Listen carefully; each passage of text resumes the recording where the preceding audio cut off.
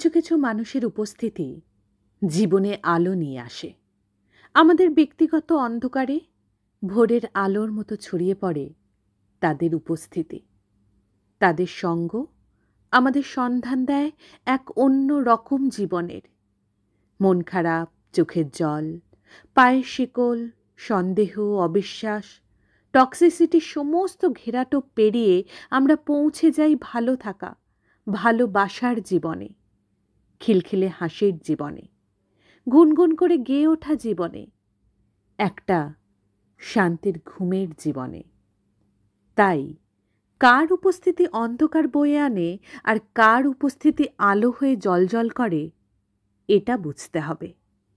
আলোকে চিনতে হবে, অন্যের জীবনে আলো হয়ে থাকতে হবে।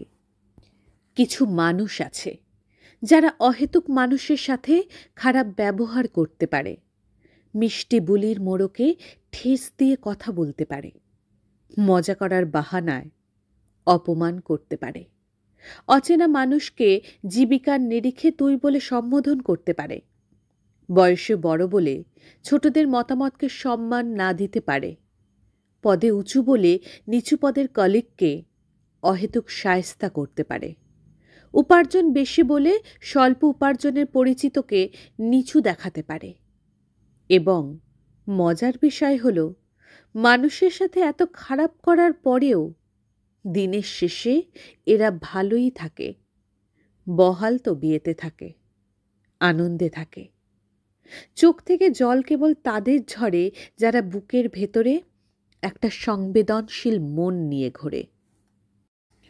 মানুষের প্রতি আগ্রহ কমাতে শিখেছি, গুরুত্ব না পেলে গুরুত্ব না দিতে শিখেছি, মুখের ওপর না বলতে শিখেছি, কেউ ভালো না বাসলেও দুঃখ না পেতে শিখেছি, কেউ অবহেলা করলে তাকে উপহাস করতে শিখেছি, মিথ্যে বলছে জেনেও মিথ্যেটাকে সত্যের মতো করে শুনতে শিখেছি, কেউ অপমান করলে তার দরজায় কড়া না নাড়তে শিখেছি।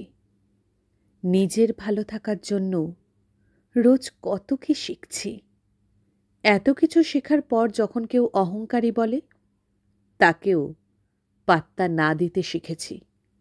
দিনকালের সাথে নিজেকে আপডেট করতে হয়, নিজের মোড চেঞ্জ করতে হয়, নিজেকে ভালোবাসাটাও শিখতে হয়, নিজের দায়িত্ব নিজেকেই নিতে হয়।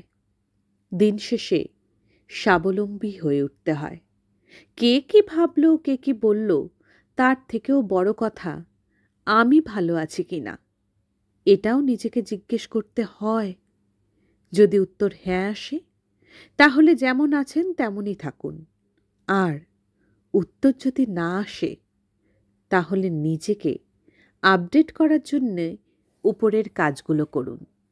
একটি শান্তিপ্রিয় জীবন আপনার প্রাপ্য, সেটা থেকে নিজেকে বঞ্চিত করবেন না।